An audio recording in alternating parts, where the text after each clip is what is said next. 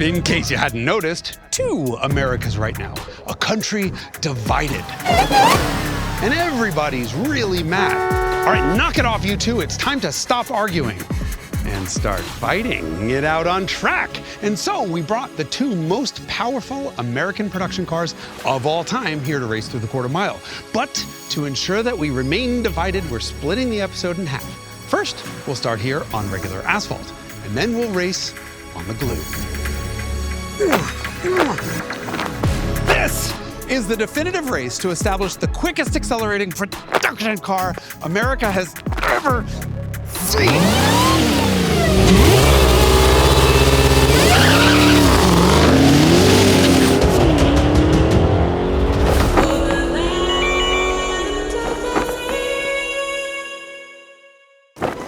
This video is brought to you by the Hagerty Drivers Club, which includes a subscription to our award-winning magazine, 24/7 flatbed roadside assistance, and far more.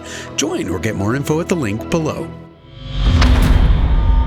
In the Detroit corner, we have a car that's been around for a decade and a half, so it needs no introduction. However, the Dodge Challenger SRT Demon 170 isn't just a Challenger, it's the last Challenger.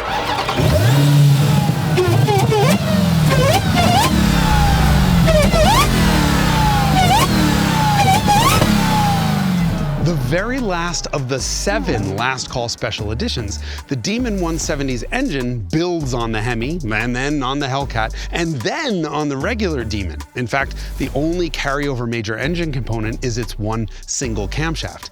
It makes 900 horsepower on pump gas. But this is America, so we filled it with E85, and so it makes 1,025 horsepower and 945 pound-feet of torque along the way. This is the first American production internal combustion car to cross the 1,000 horsepower mark.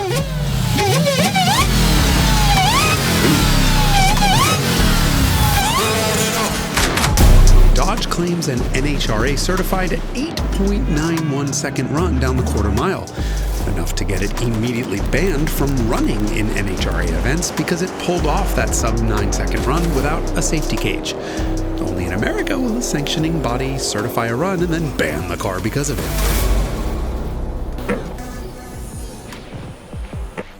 Only in America could a fledgling car company make a $250,000 luxury sedan that teaches Lotus the true meaning of the term handling, and then also seats 5 people and has enough room for their luggage and everything else they own, including their house.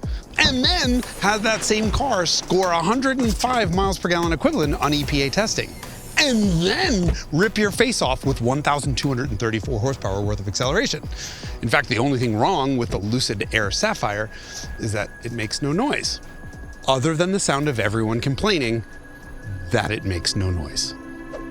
Can't win. The last Lucid Air Sapphire we tested on the show was a prototype that was mechanically identical to this one, and it destroyed everything we put it up against. The Sapphire makes 209 horsepower more than the Demon, and it has an additional 485 pound-feet of torque, but it weighs 1,000 pounds more. And because it's electric, your grandmother could launch it. And so here we are with a regular production Lucid Air Sapphire, driven by America's favorite granny, and a Dodge Demon 170 driven by an experienced race driver who owns one. Ladies and gentlemen, place your bets. Will it be America or America?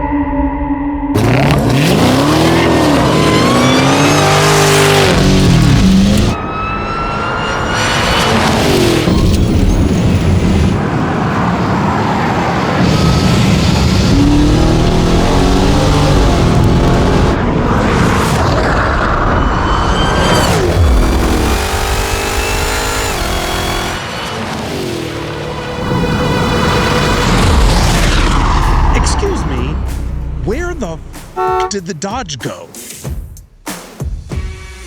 It is 396 feet back that way.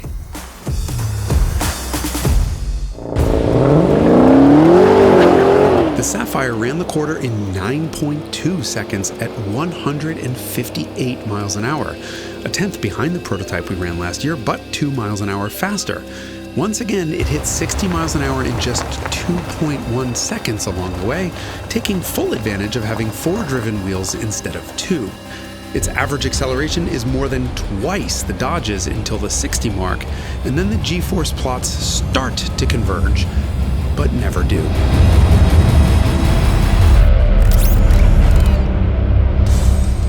Complain all you want about the Sapphire's $250,000 sticker price, but to beat this car's acceleration off the showroom floor, you'd have to pony up enough money to buy 10 of these. And then you'd have to convince Rimac to sell you a Nevera.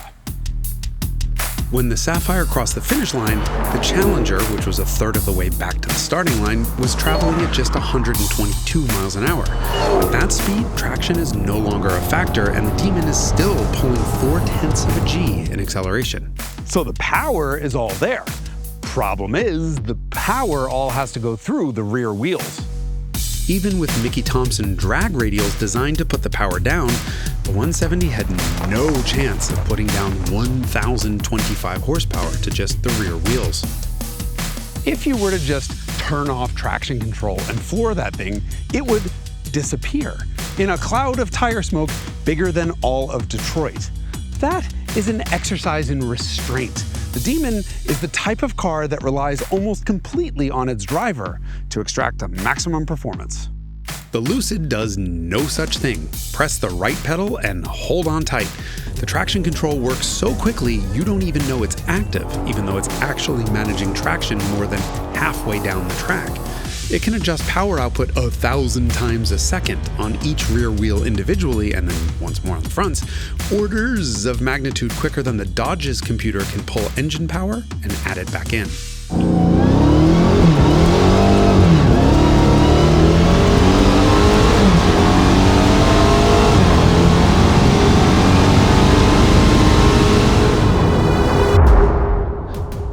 The cars may have nearly identical power to weight ratios, but this is more than just a battle of rear-wheel drive versus all-wheel drive. It's also a fight of traction control. On the one hand, we have decades-old computer technology trying to control piston engine tech that's a century old. And on the other hand, well, we just have the speed of electrons. And the result is the Demon is 2 full seconds behind the Lucid Air Sapphire, traveling 19 miles an hour slower. And before you start throwing tomatoes at us, or worse, posting nasty grams in the comment section, the 170's 0 to 60 and quarter mile times are both the quickest weather-corrected numbers we've ever seen from any Challenger on an untreated surface.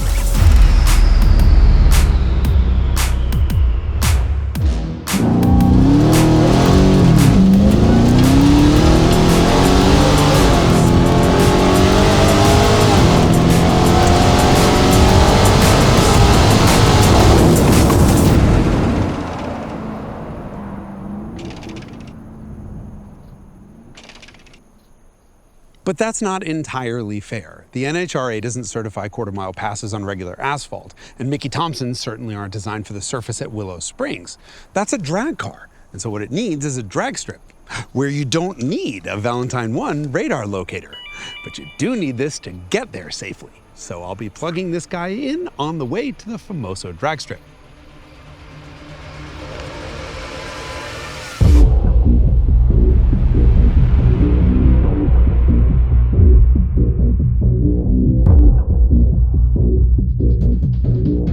This is a real deal NHRA type facility, so there are 2 dirty words we need to talk about.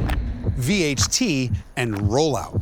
First things first, VHT. This was originally a brand name, and it's now used as a catch-all name for various different manufacturers of a synthetic resin that's applied to quarter-mile tracks as a traction compound. Its effects are clear, and it's quite obvious why people just call it glue. Once VHT is applied to the track surface, you have more grip.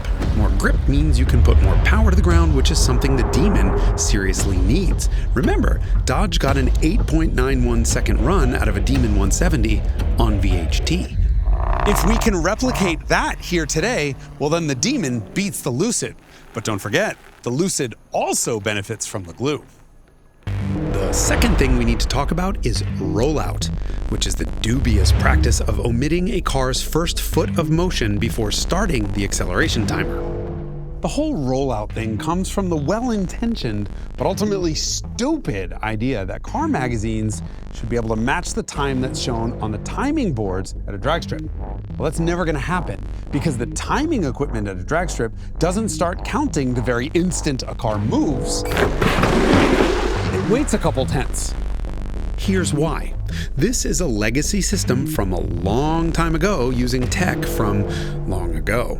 And this is how it works. As a car gets into position or stages for a drag race, its tire blocks two light beams positioned 7 inches apart, both aimed directly across the track.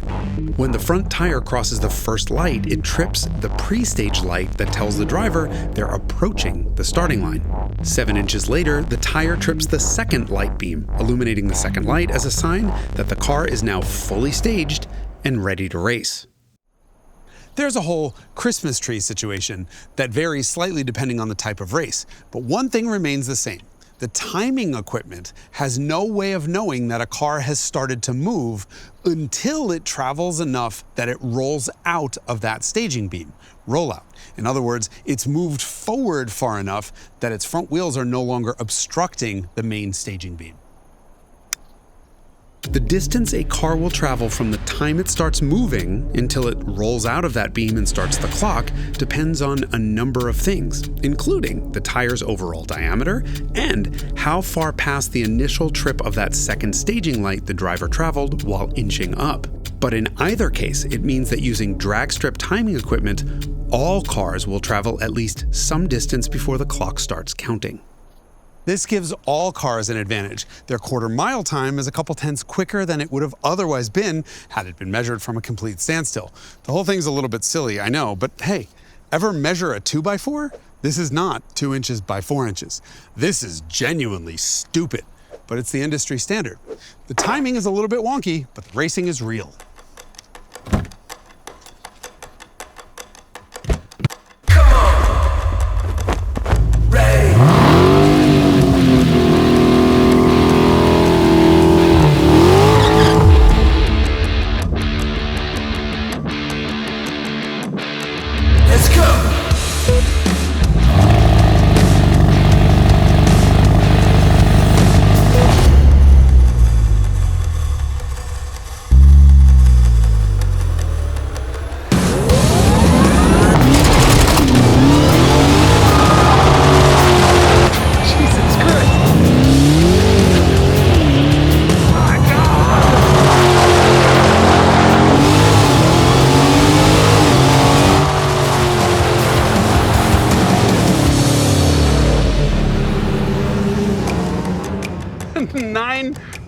.06 according to the V-Box.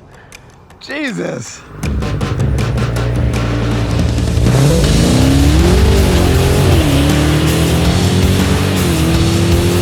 My God.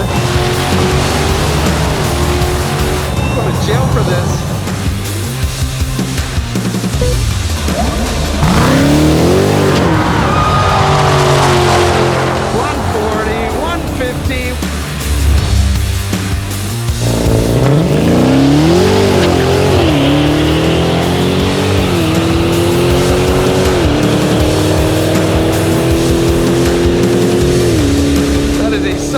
Seconds, 0 to 60.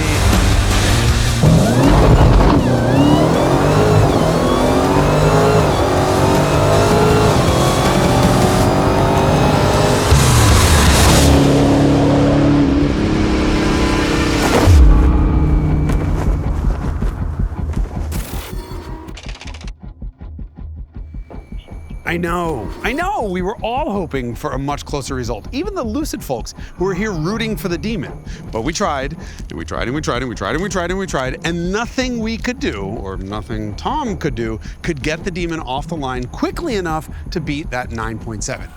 Meanwhile, the Sapphire just banged off 9.0, 9.0, 9.0, 9.0 until 10 runs later when it finally went up to a 9.1. The only thing it did was give me a bear of a headache. But either way, it has been settled. We can all stop fighting. The fastest accelerating production American car in history is the Lucid Air Sapphire. Put down your guns. Or you can go and fight about it in the comments, which is exactly what you'd like to do. Them, not you. God, everyone is looking for a fight. Why?